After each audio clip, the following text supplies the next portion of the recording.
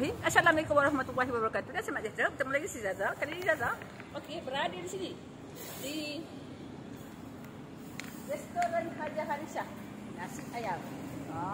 Daripada dulu hingga kini Zaza memang suka makan nasi ayam kat sini yang lazat dan sedap. Okey. Tempatnya di Simpang 3. Okey. Dekat rumah awam 3 Bido sana. Okey. Okey, kita bersama Toki kedai ni. Okey, assalamualaikum Kak. Assalam. Okey, cerita apa yang istimewa dekat restoran Haja Harishah? Nasi ayam dengan sati.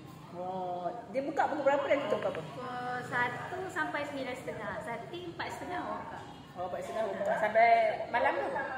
Sampai 9.30 malam. Oh, 9.30 malam. Cuti dia hari apa? Cuti hari Ahad. Cuti Ahad. Harga berapa tu Tan? Harga insyaAllah. Kenapa? Lain kat sini akak buka kat mana? Kat sini ada dekat Slim. Lagi? Dekat Tanjung Manis. Oh, banyak cawangan lagi. Itu ada wedding lah, ada wedding berapa.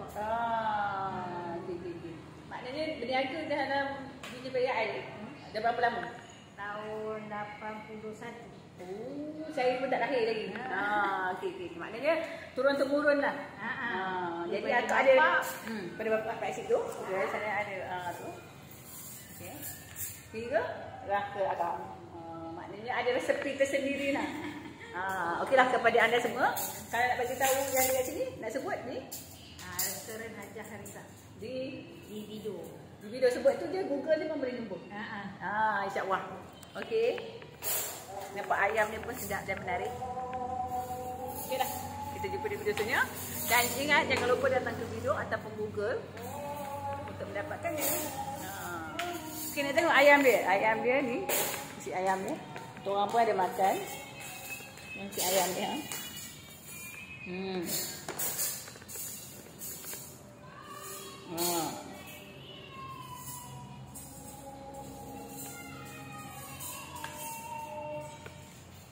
Okeylah, terima kasih kepada anda semua yang dah subscribe YouTube kami yang dah 1.42k. Alhamdulillah, ada sekali yang anda melihat ada iklan, janganlah satu sikit teruskan menonton. Okeylah, kami nak menjawab berseri di sini dahulu.